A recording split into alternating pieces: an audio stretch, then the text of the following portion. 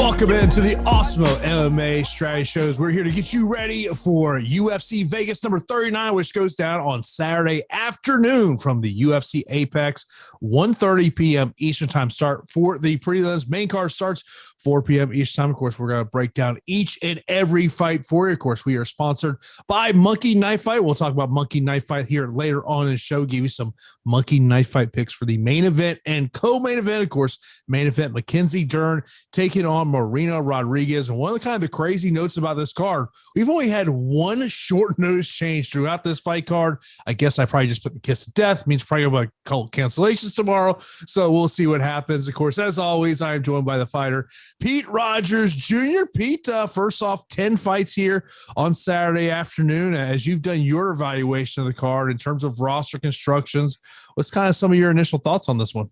Oh, what's up, man? Happy to have you here for another strategy show. Love doing these shows with you, of course, and we appreciate everybody out there. I'll say probably starting at the main event is a priority for me. It's a 5-round bout. You have both fighters coming in at $8,200 and $8,000 respectively. It's hard. It's tough to get away from that, right? Like each and every week, it seems like that price range is a part of the optimal or something within that range. It's hard to go wrong at that salary. Now you add in 2 possible more rounds, the grappling nature of Mackenzie Dern, the high output striking of Marina Rodriguez. So I just see how you have to prioritize that fight, in my opinion. And then after that, it's a little tricky because we don't have a crazy amount of fights. So I think that leaving salary on the table is probably my next step. I don't feel the need to spend everything because you already know that you're going to end up, splitting with a ton of people at the top. If you do so, I will definitely make a rule to make sure I leave some salary on the table. Yeah, I mean, as I look at the fight card, I think there's a couple of fights just because of salary that kind of stick out to me. You mentioned main event. I just don't think we can avoid that main event, especially when we're talking about over on the DraftKings side of things at $8,200 and $8,000. FanDuel, maybe potentially a little bit of a difference there at 20 and 18. Mackenzie Dern, $20, $18 for Rodriguez there. I look at the Sabina Mazo Agapova fight. I think just because of salary, I think that's a fight that I'm going to be looking at a lot. The heavyweight matchup, I mean, look, Romanov is going to be the very popular fighter, but we did, even though that is your boy, we did see that gas tank really wear down in the 3rd round in that last matchup against Espino. So to me, that's one. And I mean, look, you're not going to feel comfortable about it, but the first fight of the night, you probably got to prioritize because probably someone's getting stopped in that one.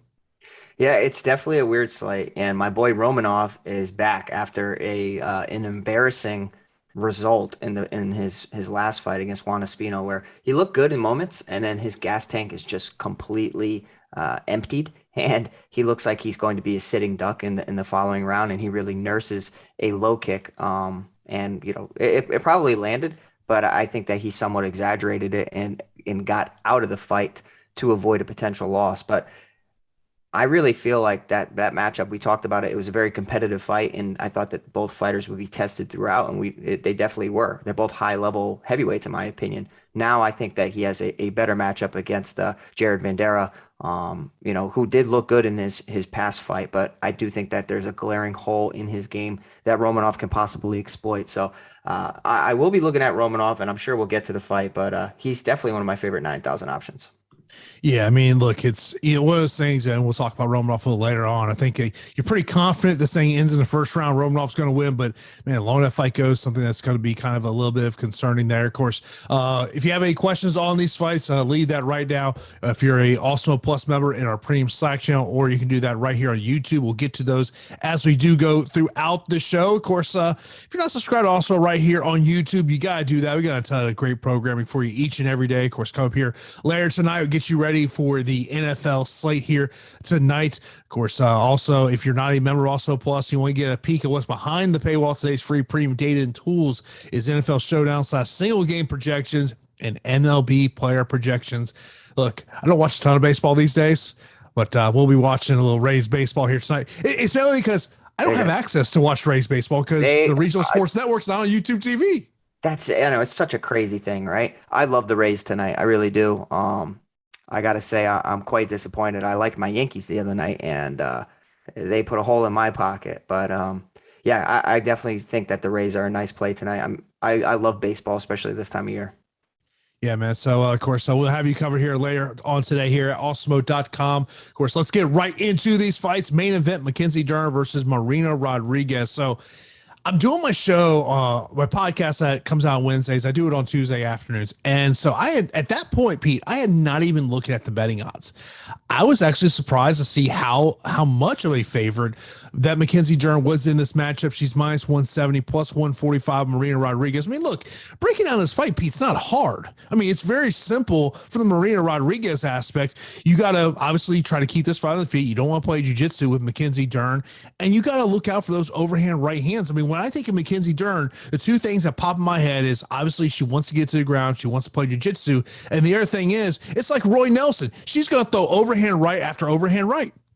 Yeah, I'll tell you, her amazing grappling is going to really allow her to unleash her hands without care. She doesn't care if you take her down. She doesn't care if she brings her hips to you and she closes that distance. She somewhat wants that to happen. So I can see where her striking is going to start catching up. And we've seen moments where her striking does look improved. I think that, I think that she's a potential superstar. I really do. I think her high level grappling is starting to show in, all of her fights, where as soon as it gets down to the mat, she can finish somebody so quickly. So similar like how Ronda Rousey did. And I do think that Mackenzie Dern has a great ceiling within the sport, especially with a good coach, Jason Perillo over at Ruka. I think that he's a good boxing coach that can definitely refine her technique.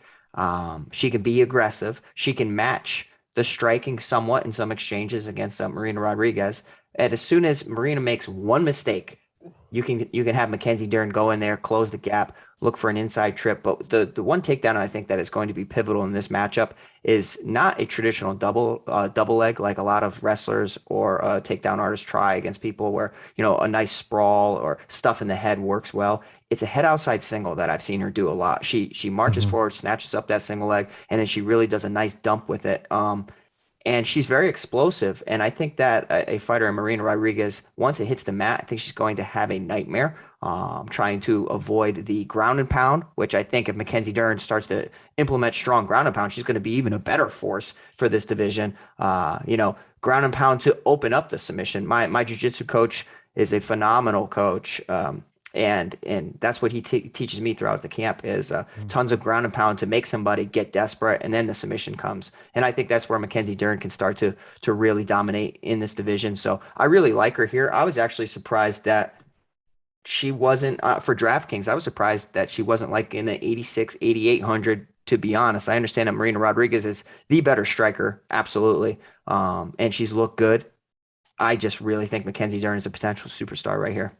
My thing is, if Rodriguez can keep this fight on the feet, I really like her in this spot. But the problem is, we both know at some point this thing's likely going to hit the mat. Now, one of the concerns I think I would have about Mackenzie Dern is if this fight hits the 4th and 5th round, what does that gas tank look like? We have no idea what it looks like. Look, early on in her career, the big knock on Mackenzie Dern was about her battle with the scale. There's not been any issues there, but as a leverage play, when we're talking about playing multiple lineups, I think Marina Rodriguez is someone you got to put in there because the field is going to be high on Mackenzie Dern in this situation. Look on the betting side of this. If you're looking for a prop bet on Mackenzie Dern, you might as well start looking at her to win round 1, round 2, round 3, round 4. It's not a great line on her to win by submission. It's plus 100. I do like the Marina Rodriguez wins by decision prop at plus 400. I think that's a nice little juicy play there. But I mean, look, she has to keep this fight on the feet. But like you mentioned right there at the beginning, high volume puncher. Those are things you like. Over on the FanDuel side of the equation, if you want to play Marina Rodriguez, she's going to have to stop takedowns. But, look, I understand why Mackenzie Dern is the favorite here. But the question is twofold with her is how long does it take her to get to the ground? And if this thing hits the championship round, what's that gas tank like? Yeah, I mean, great points, valid points. I think that Marina Rodriguez is more of a platform play for me. Like I would use her over on FanDuel because if she can stop some takedown, she could have an elevated total, elevated score. On DraftKings, there is value at 8,000 because obviously, she's, at that threshold, that 8,000 and under threshold. For me, I love the value of Mackenzie Dern. I probably won't get to more than about 20%, 15, 20% of Marina Rodriguez just because of what I've seen on film. And I do think that the finishing ability of Mackenzie Dern is just at such a high level. I think that she can start to piece things together. And I think the best is yet to come, to be honest. So it's a slight play for Marina Rodriguez at about 20% for me, but I'm heavily favoring Mackenzie Dern. Just pulled up the stats over at UFCstats.com. And, obviously a majority of Mackenzie Dern's fights in the UFC have ended in the first round. The only time that she has been able to score multiple takedowns in a fight was actually in her loss against Amanda Hebos back there in 2019. She's, you look at it, her first fight against Ashley Yoder, a 3-round decision. She only had 1 takedown in that one. She had 2 against Amanda Hebos, 0 against Amanda Bobby Cooper, 0 against Hannah Cyphers, 0 against Ronda Marco. She did have 5 submission attempts in that one, and none against Jana Roby. Look, if you're going to be a Mackenzie Dern backer, your thought has got to be this fight's going to hit the ground. She gets jiu-jitsu, ultimately gets that submission, that win there. But like you said a little while ago, this is a fight that we definitely have to prioritize. Of course, co-main event will be a matchup between Randy Brown and Jared Goaden. $8,800 for Randy Brown, $7,400 for Jared Goaden, $19 and $12 respectively over on FanDuel. Obviously, Randy Brown, this is a guy we've seen in the UFC now for some time. When I think of Randy Brown, I think of length, a guy who wants to stand on the outside. Jared Goaden, I've known this guy for years. He likes to throw them bungalows. Yeah, absolutely. I'm nervous for this fight. I really am. I'm pretty confident Mackenzie Dern. I'm nervous in this matchup at the co-main event. You always hear me talk about prioritizing main event and co-main event underdogs, and I think this is a spot to look in Jared Gooden's direction. I love Randy Brown. I'm a big Randy Brown guy. I love his length for the division. I like his height, his jab, his boxing fundamentals, and I think that gives problems to most of the division. Now, it's pretty sneaky is that Jared Gooden has almost the same exact reach, 78 inches to 77 inch reach. So it's not a big advantage in Randy Brown's department. So it's a little interesting because Brown can stick on the outside and pick people apart. I love his submission game, which seems to be ever evolving. I like what I've seen from Jared Gooden in his past fight. I was not on him in that bout. I thought that Stolze I like what I've seen from Stolze. And then Jared Gooden really surprised me because off of back-to-back losses in the UFC, starts to show that power. There are problems with Gooden, and he stays in the middle. He does not move his head. He seems like he can take shots like crazy, which is a good thing if he could come from behind and pull off a victory. But I'll tell you, his head movement is lackadaisical. He doesn't really keep his hands in the best defensive positions. I think a guy like Randy Brown with his power and speed could possibly capitalize. But with all that being said, this is a matchup I will be prioritizing because I have a really good feeling that Randy Brown's a ever-evolving fighter within the division. I like him a lot, but I'm nervous about the power of Gooden because Gooden, shut off the lights of Stolze pretty quickly. We have seen Brown hurt, rocked, and finished, especially from a hammer fist from the bottom from a Nico Price, which is somewhat of a fluky loss, whatever you want to call it. And I don't know, man. I think that these guys are going to get into an exchange and really push each other. And I think the victor is going to end up here with about 95 plus points. So Gooden's one of my favorite underdogs on the entire slate, but it's a slight lean in Randy Brown's direction, about 60-40 for me. You kind of forget Randy Brown has been in the UFC for some time now, been since 2016. You look at his recent losses: Bilal Muhammad, Nico Price, Vicente Luque. We're talking about all top 15 caliber 170ers in the UFC. Vicente Luque probably going to get the winner of the title fight there at the beginning of November between Kamaru Usman and Colby Covington. Look, it's it is you look at the reach, you would think that Randy Brown would have a bigger reach advantage than he does. The fact that he's 3 inches taller than Jared Gooden, but as you mentioned, it's only a 1 inch one. Jared Gooden, man, it's just tough to trust him. Tough to trust him because the thing is, I just know. He may go out there and get a knockout, but man, he's going to put himself in the fire. And that's what concerns me. Yeah, he does that because to this point, not many people have really taken advantage of Gooden's mislaps or defensive deficiencies. I think a guy like Randy Brown, who looks better and better each fight, I think that he's the guy that could possibly expose him in a situation like that. Like, oh, you're not going to move your head. I'm going to hit you and piece you up with my long shots, and then I'm going to end up dropping you and finishing you. Who has the wrestling advantage in this matchup? It's an interesting one. I think the submission side would definitely favor Randy Brown. As far as the actual wrestling, I don't know who would favor here. I think that they both can nullify each other a bit, and then this will be more of a striking affair. I might give a slight wrestling advantage to Good in this one. Yeah, that's kind of what I was leaning. But yeah, man, I tell you, Goaden's a great underdog on this slate. I will have plenty of him within my lineups. I will make a rule on Fantasy Cruncher at Awesemo.com to prioritize this fight for sure.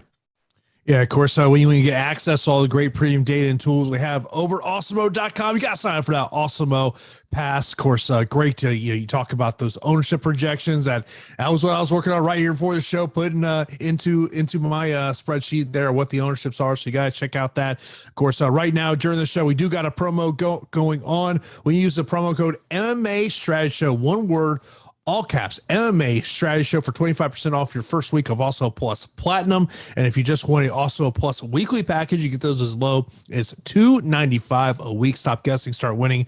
Join Awesemo Plus today. Yeah, you got to take advantage of that top fighter tool. That is the one tool that I'm always making sure looking at. I'm looking at where can I get some leverage plays. I'm looking for those fighters that are under 20% ownership over on DraftKings. Over on the FanDuel, what I'm really looking forward to is what is that MVP ownership at, because you always know there's gonna be 1, 2, maybe 3 fighters that everyone's going towards the MVP. You try to find maybe some other ones that maybe can help you separate yourself from the field. So be sure to take advantage of that promo we got going on, MMA Strategy Show, for 25% off your first week of Awesemo Plus Platinum. Move on.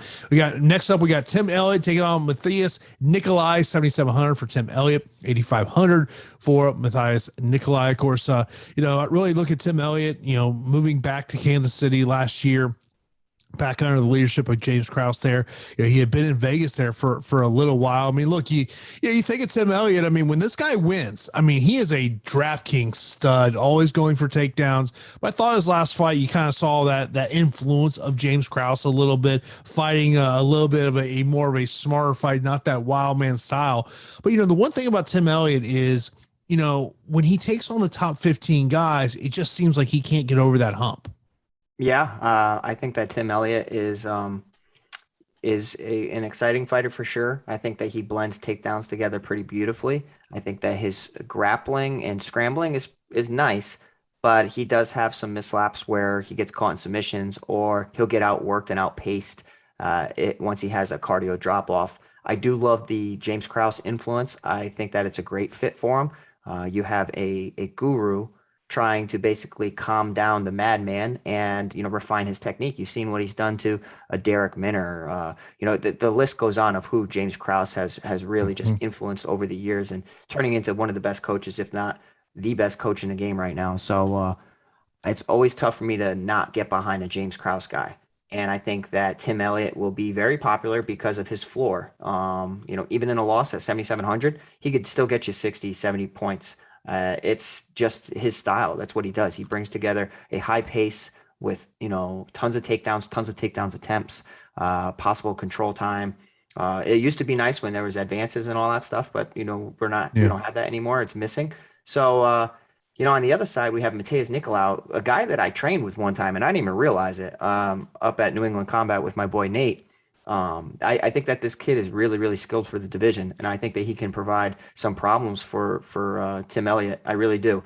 This kid is a Brazilian Jiu-Jitsu black belt or brown belt, talented on the ground, has good wrestling himself, good striking, definitely will have the edge in the striking department. I think that he's going to be a nightmare for Tim Elliott, because if Tim Elliott gets lazy in any situation, which we've seen in the past, the Brandon Royval fight really, it's just so it's a fresh memory, right? Like, I just remember that, like, he was taking Brandon Royval down, and Royval's a stud, and then he ended up getting submitted in that situation. So I actually think that Matheus Nicolau at 8,500 might be one of my best mid-range plays, and I think that he could possibly get a finish over Tim Elliott. I think that Tim Elliott has had some great performances, some great wins. He speaks that he's feeling better than ever now. And it could be the case. I just think that Matheus Nicolau is a rising fighter within the division, and I think that he's going to edge out Tim Elliott in this fight. The one thing is, I look at both these guys, I think it just comes down to who's got the better takedown defense, or is this a fight that we just see play out on the feet? Because when both these guys have had success, it's because of getting those takedowns. Nicolau, we've seen him get those takedown attempts, and you think about Tim Elliott, it's that, to me, it's that relentless pressure that he's going to bring to try to take this fight to the ground. So I do kind of wonder, is this a fight that more plays out on the feet, or does it ultimately come down to who's got the better takedown defense?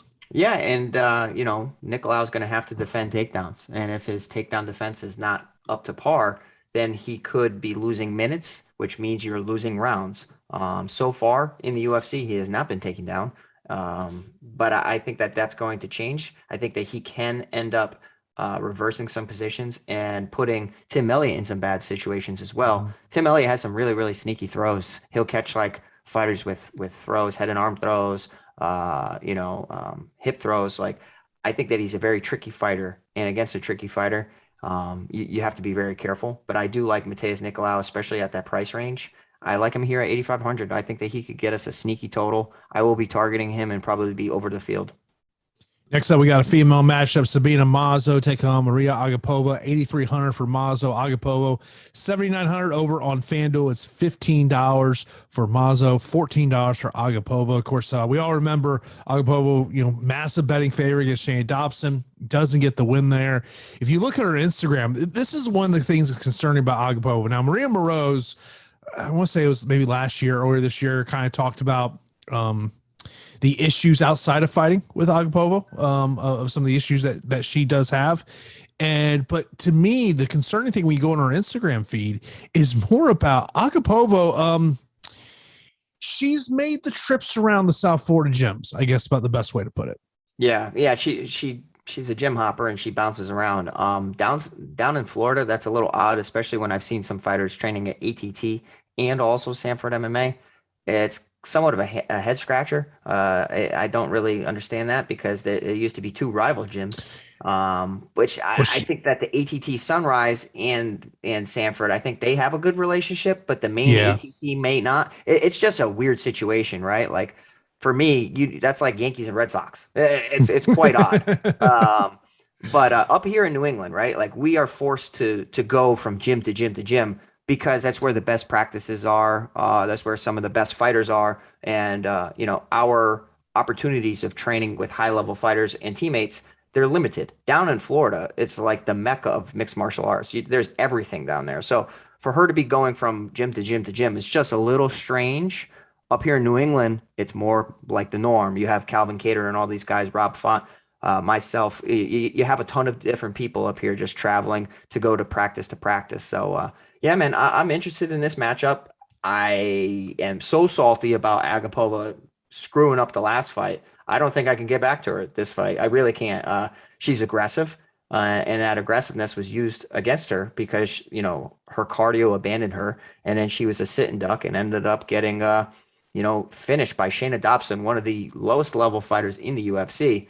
And I think that Sabina Mazo is a threat everywhere in this fight. And I think that she's very, very calculated. And her calculated presence, I think, will be the difference maker here. I like her at 8,300. I'm not touching Agapova. I don't care. She screwed it up last time. I can't go there, Jason. I think I'm going to have a lot of Sabina Mazo, and it might be a little bit, maybe I might be over the field on this one. I just, obviously you mentioned about the cardio issues, the fact that she was at ATT main gym there in Coconut Creek. I believe she actually got kicked out of ATT Coconut Creek. She's trained MMA Masters. She's trained at Sanford. She's trained at ATT Sunrise. A lot of concerns there in terms of her there. But like, to me, I think it's just, the price point of 8,300, when you can put her in your lineup, that's going to help your roster construction out so much there. But look, I think Sabina Mazo is going to be a popular play here, but man, I don't know how you can trust Agapova after what we saw against Dobson. You can't, right? Like, what are we putting stock into? Like, that she's training with a lot of good talent because she's at 6 of the 7 Florida gyms. Like, I can't do that. I like Sabina Mazo. She seems a little bit more stable. She's, trains at King's MMA. She also, has a good foundation that she's building on in her jiu-jitsu. I think that she actually has the grappling edge in this, even though her grappling's not strong at all. I just don't think that Agapova. I think Agapova was. I think she was a fake, man. I think that we kind of got overblown with the first performance against Hannah Cifers, where her aggressiveness, shined through. But even if you go back on the Contender Series, I think that there are some glaring holes in Agapova's game. And, losing to Tracy Cortez isn't anything to be upset about, but getting taken down 4 times, I don't think that she's all that good against some of these top tier fighters. And I think Sabina Mazo is on her way up. Dave mentioned about it. He goes, I forgot which female fighter did an interview about her, but yeah, that's what she said. Drug issues and sporadic aggressive behavior. Dave, yeah, that was Marina Moroz. Yes. Who basically apparently had told the people at ATT she didn't want to train with her. Because I guess they both lived in the same apartment complex, and you blame her? She had wrecked a car. Cops are showing up. Yeah, it's yeah. I don't want to do podcasts with Jason anymore. Oh man, I don't blame her though. Like I don't blame her at all. Like that girl can get you hurt, and like in a gym, who you should train with and like who you shouldn't. You're taking food off my table because you want to be an idiot. You know what I mean? So I totally don't blame Marina Moroz at all. It doesn't sound like Agapova is the best person to have in the gym, and I think that some of her inconsistencies in her performances. There's an underlying factor there, and I think it's kind of what we're, what we're both kind of, hinting at. And obviously, you hear it way more than I do in terms of gyms. I mean, I hear it, frequently about how there will be just some fighters that will just say, like, look, like I'm not going to train with that fighter because they're training like it's fight night. Yeah. And I just don't want especially like I remember hearing a story, man. It was probably about a month or two ago, where one fighter is just basically like, dude, I got to fight in 3 weeks. I can't be having a full-on fight here in the gym. Yeah, it happens a lot, Jason. And that's why a swift kick to the head settles it all.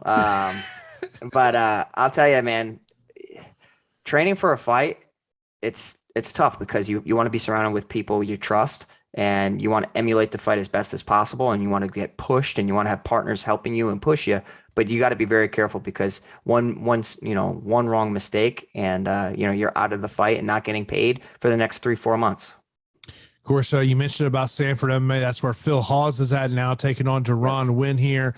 And obviously, when you think about this from the tail of the tape, you're going to think about the major reach advantage that Phil Hawes has is 7-inch reach advantage, 6 feet versus 5'6" Deron Winn. Looking at the price tag over here, $9,000 for Phil Hawes, $7,200 for Deron Winn, $22 over on FanDuel for Phil Hawes, $9 over there for Deron Winn. Obviously, it's a big price tag that you have to pay for Phil Hawes.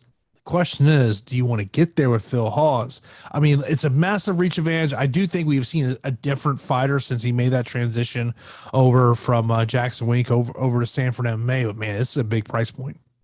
Yeah, be careful with this matchup, guys. Be very, very careful. I have some interest in the underdog here, Deron Winn. I view this fight pretty similar to the co-main event, where I am favoring the favorite. I do think that Phil Hawes is the better overall fighter. I think that he has the better striking of the two. I don't think that's really telling anybody much. He's more explosive than the two. He's more dangerous to get a finish.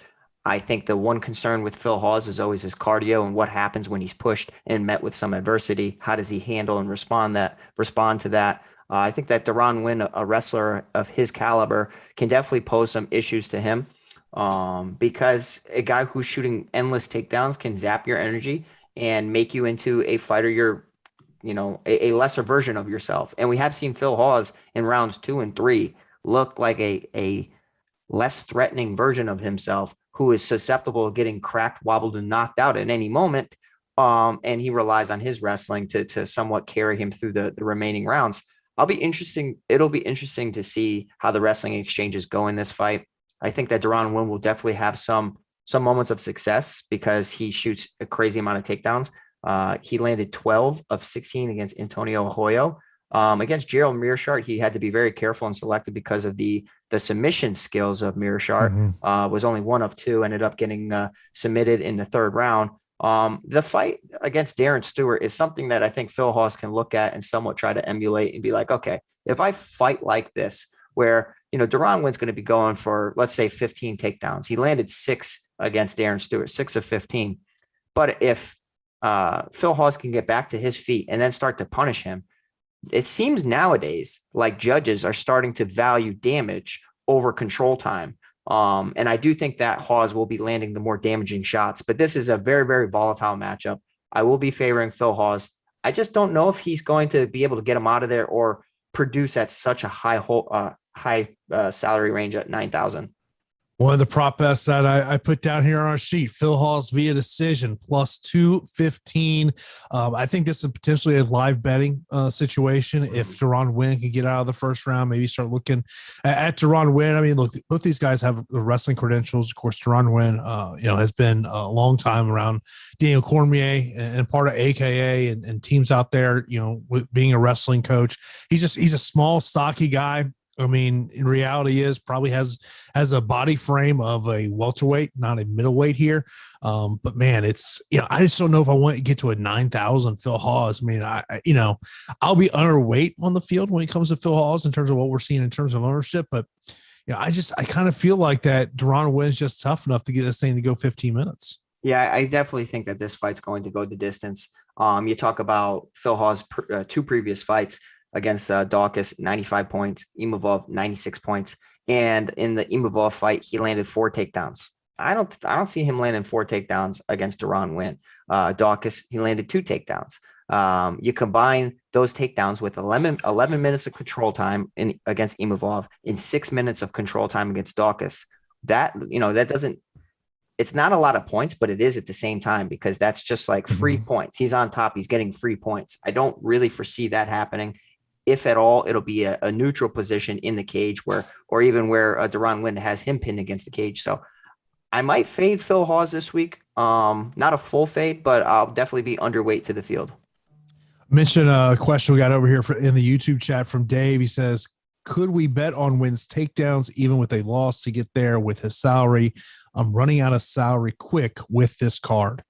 It would definitely possible. I think a fighter like Tim Elliott and Winn, 2 guys with high takedown totals, could get you there in a loss. But in order for that to happen, you need some other underdogs to all fail, because you could have an underdog come through and score 100 points. And, having a losing fighter in the lineup is not going to cut it. Last week, Misha Serkinov was actually in the optimal lineup and he lost. And that was just a weird fight to begin with. And, good call, Jason, with that, little contrarian pick in Jocko. But I will say that Serkinov, even though he was in a loss, scored well enough. It was only like 5 or 6 points different than Jocko in a loss. And, he got you there.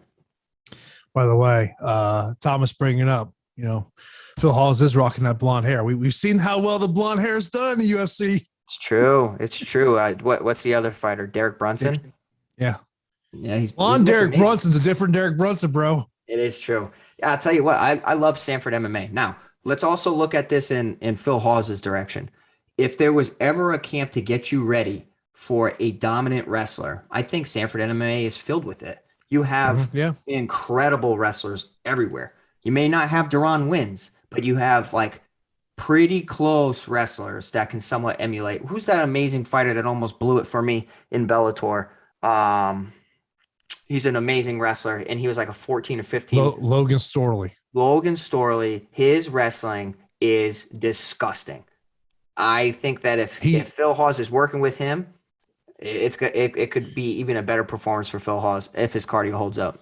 Logan is one of Robbie Lawler's main training partners. Yeah, he's the guy that helps he helps get Robbie ready for all the wrestlers. Logan is a beast. Logan is nasty, man.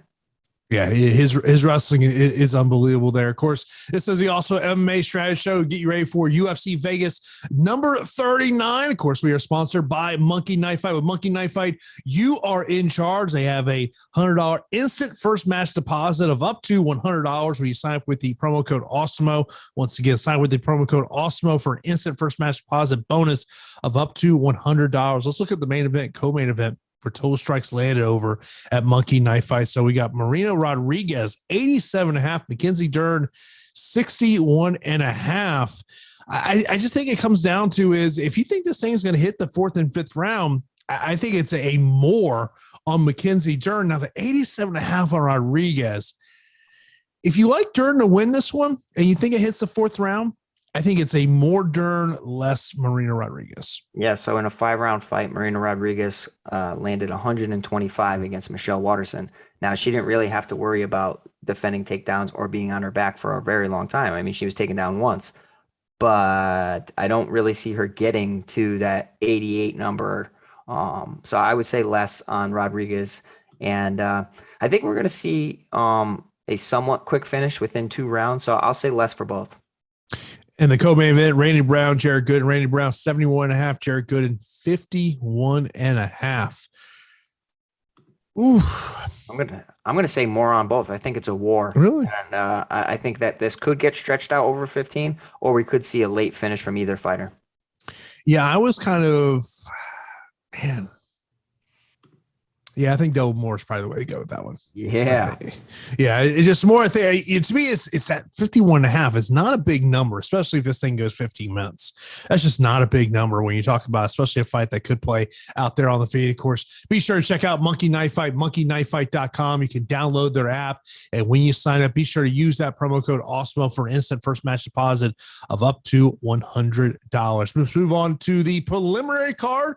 We got Chris Gutierrez taking on Felipe Colares. Chris Gutierrez, 8,900, Colares, 7,300, 21 and 10, respectively, over there on FanDuel. Chris Gutierrez is a guy that I've got a chance to get to know over the past couple of years. When I think of Chris Gutierrez, the first thing that comes to my mind is leg kicks. Yeah, I mean, incredible kicks, great kicking dexterity. I think that Gutierrez striking is some of the best within the division, and I think if he mixes it all together instead of relying solely on kicks, I think that he can put people away. You start mixing in hands, you add in the low calf kicks, you start having your opponent guessing, and then you can hit him with knees and so on and so forth. I think that Gutierrez is an interesting fighter here at 8,900. I don't think that he'll garner a lot of ownership because if you look at his point totals, he hasn't really touched an amazing total besides the Vince Morales fight at 114. Calf kicks can destroy anybody. We've seen it happen to some of the best fighters in the world. Dustin Poirier was hurt bad from calf kicks from Justin Gaethje, Jim Miller. Like, you're talking about top tier fighter that is damaged by calf kicks. I do think that the one narrative in this fight is that Colares could take Gutierrez down and look to possibly steal some rounds similar to what Cody Dern did against them in that draw. But it's tough for me, man, because Colares is so damn tough and he's game.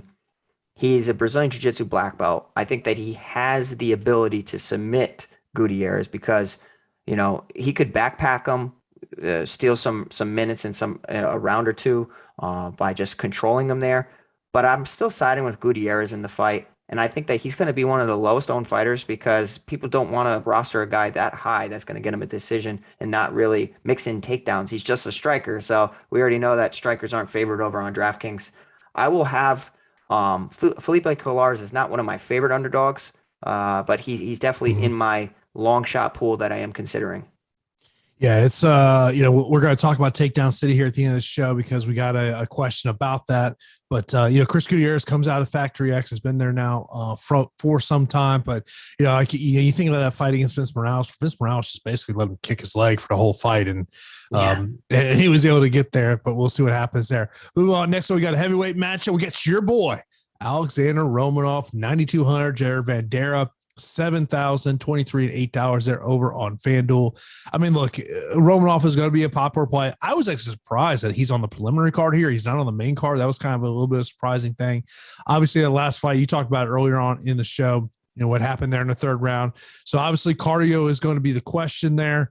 Look, if you're looking at Romanov, man, I was actually surprised. How about Romanov via TKO plus KO plus 150? Yeah, I like it. I like it, man. I think that a lot of people could be a little wary about rostering Romanov because of how bad his cardio looked. But I'll tell you, it was more about facing Juan Espino, a guy that is somewhat of a mirror match who can test you in your best areas.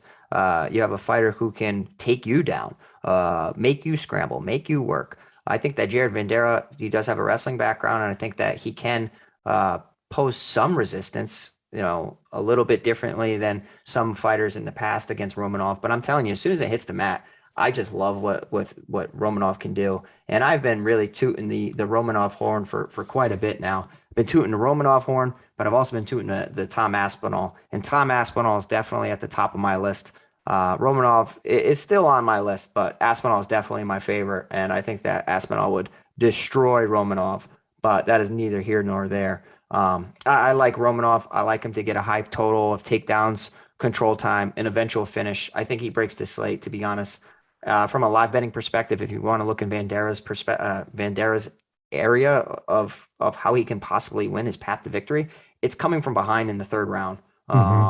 Just capitalizing on terrible cardio from Romanov and possibly working towards a TKO. But I can't do that. I can't get behind that. I think Romanov's too big and too powerful on top. His pressure, his ground and pound, even his unorthodox submission attempts. I think he breaks the slate. I think he finishes him within 2 rounds. Look, I like Romanov to win just like you do. But, if you're talking about, I've got, a 20 max entry, I'm going to put Vanderaa in one lineup just as a sprinkle. 0. Just saying. I think you're completely right. I got Romanov blinders on. A safe player, I actually would probably say put him in more than one lineup, because I think that it's definitely live, right? Like, there's so many unknowns surrounding Romanov, and I think the stock of Romanov, in my mind, it came down when I saw that last performance. Mm-hmm. How could it not? No question. I mean, it's the concerns are there. Right. But I mean, like, the fact is, like, I don't know if this fight makes it out of the first round anyway. Yeah, I'm telling you. And, we got Sean B in there saying, don't overthink it, Romanov round 1. I mean, that's kind of my thinking. I think he's going to go in there, and if this stretches out, you start getting nervous. You really do. Yeah. But yeah, I love Romanov. Yeah, I mean, Romanov should win this one. I mean, look, there's, he's a lineup builder. Like, it's one of those things of you're hand building a lineup, you're just going to click him and go from there. Click him. Yeah, I mean, and if you look at his box score of 101.7, and in his previous fight that didn't even have a third round, essentially, 67 points in a victory. It's ridiculous. I mean, 110 against Rogerio de Lima, 128 against Roque Martinez. Within 2 rounds, it's a wrap. Yeah, I mean, but I think if you're in these, multi-entry GPPs, if you want to try to separate yourself from the field, which, look, can be very tough when we're only talking about 20 fighters available to pick from, maybe, limiting exposure a little bit. And I mean, look, his ownership's going to be, it's going to be insane. He's going to be the highest owned fighter on Saturday. I don't know if it's high enough though, but given the slate, right? Like, remember a couple weekends ago, we had 9,000 options, like crazy. Like, oh, you didn't like that fighter, you could go to this one, and it was nuts. Like, this week, would you rather roster Phil Hawes? I don't know about that. No. I mean, like, yeah, look at the 9,000 options. The one that I have the most confidence in, it's not a question in my mind. It's Alexandr Romanov. Yeah, agreed. Like, I don't even know who number 2 would be that Steve I would have Garcia. that high confidence. Steve Garcia. We'll get to it. We got problems with that fight too. That fight doesn't even make damn sense, but we're going to get to that. Yeah. We'll get to that there in a little bit. Of course, one of the things that myself and Pete and the entire team here at Awesemo love to see after a card is over, games are over, is to see those screenshots of those winning lineups. Of course, you want to get into the Awesemo Hall of Fame. The first thing you got to be doing, you got to be rocking that Awesemo avatar on your DFS profile. You can get that over at awesemo.com/avatar. Place in the top 3 of a contest with over 5,000 contestants. Tweet your win to @AwesemoHOF. Win a free month of Also Plus Platinum. And of course, you can see it right there on the screen about some of the big wins that have come in here over the past couple of days. There you see Rich Green, over $500,000, man. Good kudos to you, bro. Nice lineup there in NFL Showdown. That is a good night, Pete. That is pop the bottle open, celebrate a little bit. Y'all ain't seeing me if I hit $500,000. Congratulations to Carlos there, went over 5,000 over there on the FanDuel side of the equation. Also, more NFL prizes over there. Dan Vita going there in a captain's contest. Nick Cofield went $300,000 1,000. Man, Yeah. good to you, man. Kudos to you guys over there with that lineup of Austin Eckler in that MVP spot there, in the captain spot there, man. So I always love seeing those screenshots. Of course, I will be here on Saturday for Live Before Lock. I don't know how it's been a couple weeks since I've done Live Before Locks, but Buck's home this weekend, so I will be here for Live Before Lock. I'm actually I'm on Live Before Lock for like the next 2 weeks, 3 weeks, maybe. Nice. We'll take you back, Jason. I guess we'll take you back. Take me back. Oh, I see how it is. Yeah, it's nice to have a 1 o'clock Sunday home game this week. Yeah. Oh yeah. And you know what? I love daytime fights too. So I love the early fights, the early slate. It's kind of what I like. I could definitely watch them all and I don't have to worry about trying to watch while I'm supposed to work. Yeah, of course, prelims on Saturday start 1:30 p.m. Eastern time, main card 4 p.m. Eastern time. Of course, I'll both be on ESPN+. Next up, we got a matchup with Charles Rosa and Damon Jackson. Charles Rosa, a guy that, part of the thought process with his coaches has to be, hey, Charles, let's not play jiu-jitsu off our back. I don't know, man, because he does it every fight. Charles Rosa has an unorthodox style of striking about him. Even from the regional side, like I can remember, like for CES and everything, like he stands sideways. He throws some good boxing combinations, but he likes to really kind of point fight on the outside with a lot of lead leg kicks. He does have a wrestling background. He is a really, really good BJJ practitioner, but often finds himself on his back. And, he seems content there. He'll play the leg lock game. Mm-hmm. He'll, start throwing up a high guard, fishing for arm bars and all that stuff. But if you're against a guy who's wise to all that, you're losing the round. You're on your back. You have a fighter in Damon Jackson who hasn't really, outside of the Mirsad Bektic fight, hasn't really shown his true skills within the octagon, I'd say, where he brings high pressure, high pace. I think that he could possibly just maintain top position, avoid bad spots against Charles Rosa. I don't see either one of these guys submitting each other because Rosa seems damn near impossible to get rid of and submit. He's been in some of the deepest chokes and submissions I've seen. And somehow Bryce Mitchell fight. Yeah, he's got an extra lung. He doesn't care. It's ridiculous. Damon Jackson has slipped up in his losses. He has been knocked out. He has been subbed. So I think that naturally a lot of people will be looking in Charles Rosa's direction. He's so inconsistent, man. So inconsistent at 7,800. I get it. He's a part of my pool. But I kind of like the guy who's lost in the shuffle and Damon Jackson, 8,400. If he can just maintain top position, look at the fights that Rosa has lost. Like, okay, I've seen what Derek Minner did. I've seen what Bryce Mitchell has done. I can replicate that, and I'm going to get a safe, easy win and try to go the distance, even though it's not really a part of his style. Well, Charles Rosa, 11th fight in the UFC. You want to talk about, there's some consistencies here if you want to look at it. What is it? He has gone to the third round in all of his UFC fights with the exception of one. That was a submission win against Manny Bermudez. And he has a chance to do something for the first time he has not been able to do in the UFC, Pete. Grab a back-to-back win, I'm going to guess. Yep, he has never won back-to-back. He has alternated wins and losses since he came in the UFC, and he is coming in off a win. That's like a random Marcos thing, right? Didn't she alternate wins and losses forever? That's why I'm just saying Damon Jackson via decision plus 150. I like Damon Jackson in the fight just because I like the camp he comes from too, like in Fortis MMA. I don't know what the hell's going on with this ATT Sunrise thing. Yeah, I've seen Charles Rosa there as well. I know it's like an affiliate. It's like a, I don't know. Explain it to me.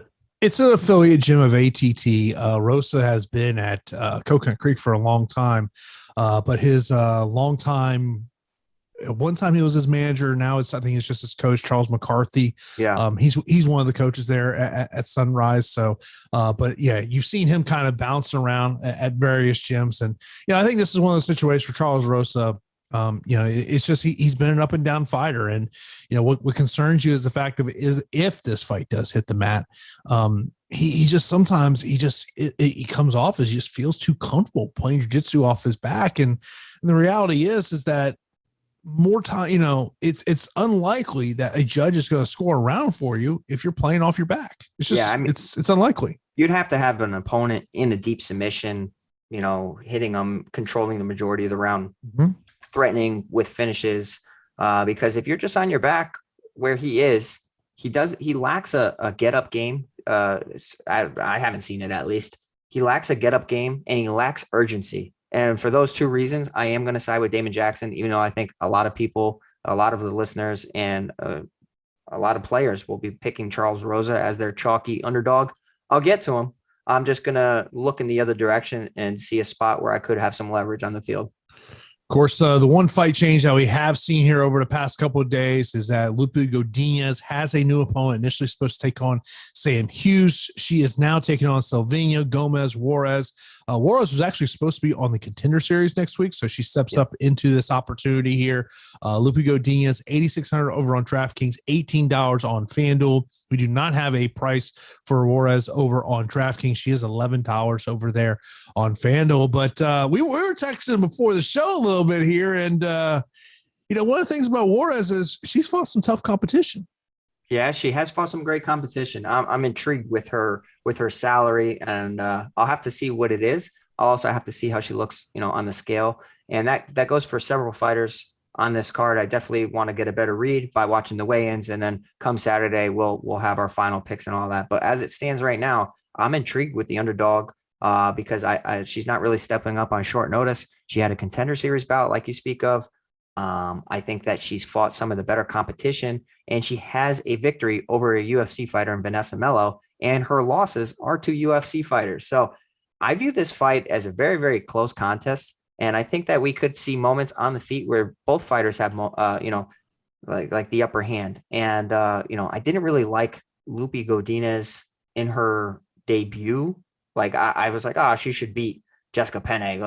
Penne's washed. And Penne goes out there and just surprises us all. And, the fight IQ of Godinez is somewhat lacking. The urgency is lacking. And if she's faced against a fighter in Juarez who can match her on the feet, skill for skill with good low kicks, I'm interested. I think that 8,600 is just a little too rich for me to get behind. I'd rather look at some fighters, some other fighters in that price range. If I'm going to play anybody in the matchup, I probably would play Juarez, but this seems like a 15-minute decision stand-up battle that I'm okay with somewhat fading the entire fight.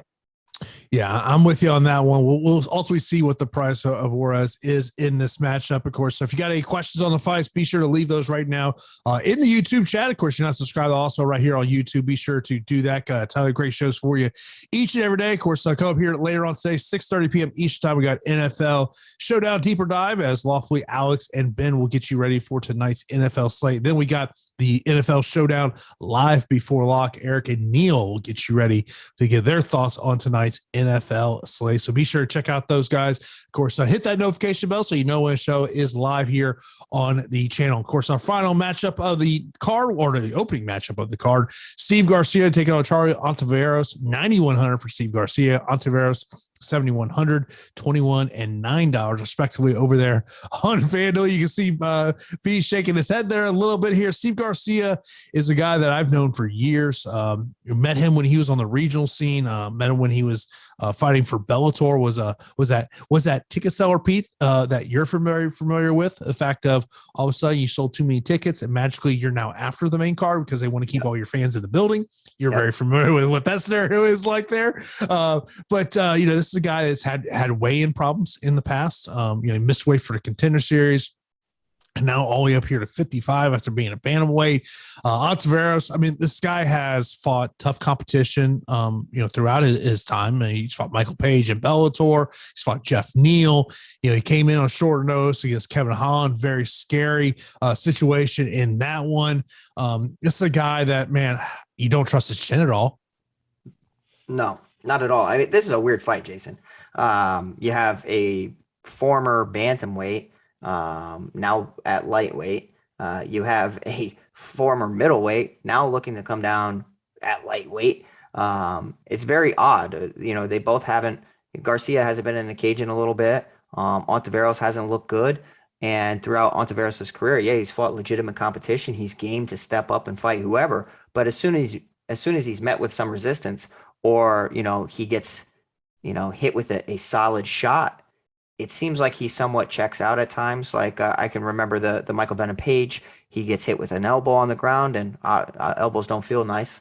But it's just his reaction that was a little weird. When he gets hit with body shots, he clutches his body and he turns away from the fight. The neck injury against Kevin Holland. I'm telling you, if you go through his record, you'll see like inconsistent results, and a lot of that is resulting in him getting finished within a couple rounds.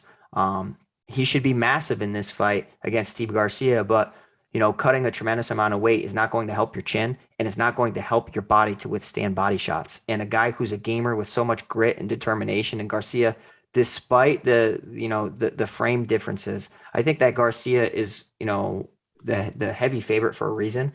I think that he is mean. I think he has the edge in the grappling department. He has good ground and pound. I think he's going to get Ontiveros out of there, to be honest. Now, with all that being said, I'm playing Ontiveros in a couple lineups because he has an amazing kicking arsenal and good dexterity with his legs. He could always land something stupid that probably shouldn't happen, but it does because he's very, very flashy and he throws things from odd angles. So I think that whenever you're fighting such an unorthodox fighter like that, they're live for a couple lineups just in case they land that crazy spinning hook kick that Steve Garcia doesn't see and he gets planted on the mat. But I'll tell you what, like Garcia wins this fight 95% of the time. Yeah, I just feel like this is a fight that we have to prioritize. Yeah, I mean, it's going to be mainly in Garcia's direction. Like, I mean, Ontiveros, I can't really get behind him outside of, like I said, a couple lineups. It's low level. It's low level UFC right here. But these are one of the ones that you're going to have to go there. Of course, if you do have any questions, be sure to line those up. We'll answer those there here in a moment. Let's give our straight up picks on the fights here. Let's start off with the first fight of the night, Steve Garcia, Charlie Ontiveros. I will go Steve Garcia. I will go Loopy Godinez. I'm going to go underdog Gomez Juarez as of now. I will go Damon Jackson against Charles Rosa. Jackson. Romanov, I don't even have to ask you that question. Romanov, baby. Gutierrez and Colares. You kind of talked about Colares and potentially takedown here. I'm still going to go Chris Gutierrez here. Yeah, I'm going Gutierrez still. I'm nervous, though. I will go Phil Hawes. Same. Nervous about that fight as well. Mazo over Agapova for me. Mazo, pretty confident. I do love glory, but I'm going to have to go with Nicolau against Elliott. Yeah, Nicolau for me. I will go Randy Brown against Jared Goaden.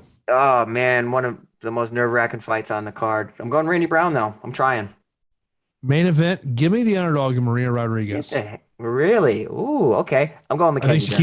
I think she keeps it on the feet, and she just uses her strikes there. Of course, I do want to mention a question we got over in Slack earlier today. Clement want to know who is going to take down City.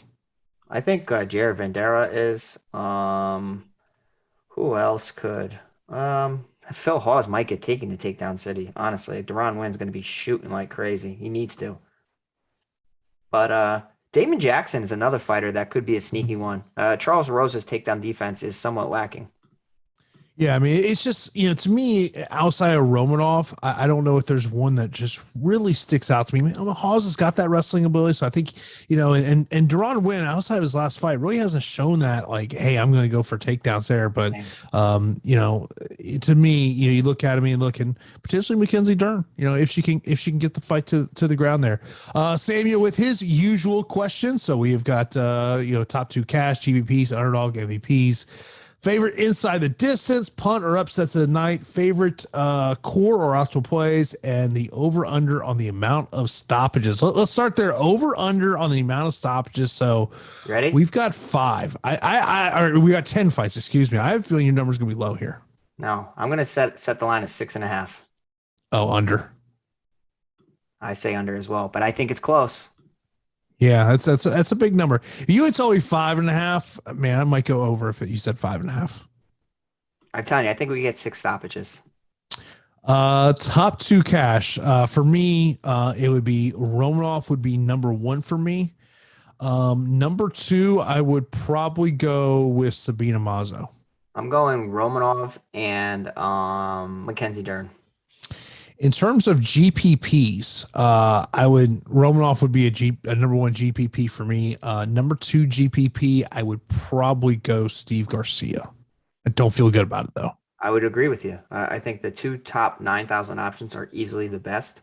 And then two fighters that I think are the best GPP plays comes down to Randy Brown against Jared Goaden. I don't see how that fight's not a part of the optimal. How about some underdogs here? Who sticks out to you the most? Underdogs, man. It's a little weird. Like I said, I think I have some exposure to Jared Goaden, some exposure to Deron Winn. But yeah, besides that, I mean, I think it's one of those guys. One of those guys comes through, possibly Colares. I'll make a group with those three, and that's probably how I'll be creating a lot of my lineups. We're still waiting on the salary of Loopy's opponent. Elliott could be an interesting underdog play. He's going to be chalky because of the takedown upside. And, you know, if Nicolau's takedown defense is not up to par, he's taking him to takedown city for sure. MVPs and champions. So obviously Romanov, but I mean that he's going to be a very popular play as an MVP. I think you got to look at the opening fight with Steve Garcia. Ray Brown. Yeah, it's interesting. It's a weird fight. I think that Sabina Mazo's in an interesting spot too. Punt play of the night. Maybe is it Ontiveros? Is that the punt play? Oh God, please stop it. Is it really? No, it's not to trust either one of those guys. I mean that is a fight. We gotta see what both of them look like on the scale. I would agree with that, but I can't really get behind Ontiveros, man. Is it Colares at 7,300? It's a tie between Goaden and Winn for me. Favorite core or optimal plays for me? A core would probably be teaming up.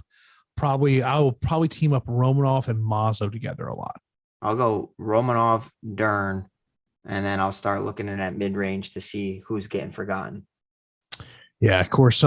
Say we appreciate you there in the super chat as always, man. I appreciate those questions that you do send in all the time. Let's see here. Let me just see if I get some other questions in here. Hawes is a much better play on FanDuel than DraftKings. Takedown defense is going to be crazy. Yeah, Aiden, my buddy. I would agree because if he can stuff some takedowns like he has stuffed against Dawkins, against Imavov, I think that there's potential there, especially blonde hair, Phil Hawes, part of Sanford MMA. He's going to be prepared. I just would love to see his cardio. Maybe this is the fight where Phil Hawes shows us all like, hey, I have improved cardio, and I'm glad I got to show it in a 3-round war that I can go 3 rounds just fine. You mentioned about that number of 6.5 of finishes. Someone asked, more finishes on the prelims or the main card? I love that thinking. Great question, because there have been times where I have avoided the main card and there have been times where I've avoided the prelims. What are we thinking? Finishes on the prelims or finishes? So you got 5 fights on the prelims, 5 fights on the main card. That is damn tough. I think you feel pretty good on 2 of the fights will definitely end via finish. Romanov, Vanderaa, Garcia, Ontiveros. Then the other 3 that you have on the prelims, you got Godinez and Juarez, Gutierrez, Colares, Rosa Jackson. I feel like Rosa Jackson goes to decision. Same. I might say main card. Or is there not? Yeah. Or is there's only, imagine if there's only like 3 finishes for this whole card. You got to get them right. Oh, no, that's the part about it, of course. So we'll be here on Saturday live before lock at 12 p.m. Eastern time. So be sure to check us out here on Awesemo.com. I will be here. Doesn't happen this time of year too much, but I will be here on Saturday for it live for lock. I'll be on NASCAR as well on Saturday. So be sure to check us out here on Saturday. Pete, any last things you want to mention before we get out of here? No, I just want to say thanks, guys, for tuning in. We'll be back here Saturday. Can't wait. Hopefully we don't lose any fights, and I'll be keeping my eyes peeled to the weigh-ins because I feel like we could definitely get a better read on some of these matchups going forward. course, if you have any questions before lock, you can hit us over there on our premium Slack channel. Also, leave a comment right here on YouTube. Myself or P will get to you because we always do check those comments. So appreciate you taking time out to watch and listen to the Awesemo MMA Strategy Show. We will talk to you on Saturday for Live Before Lock. Have a good day, everybody.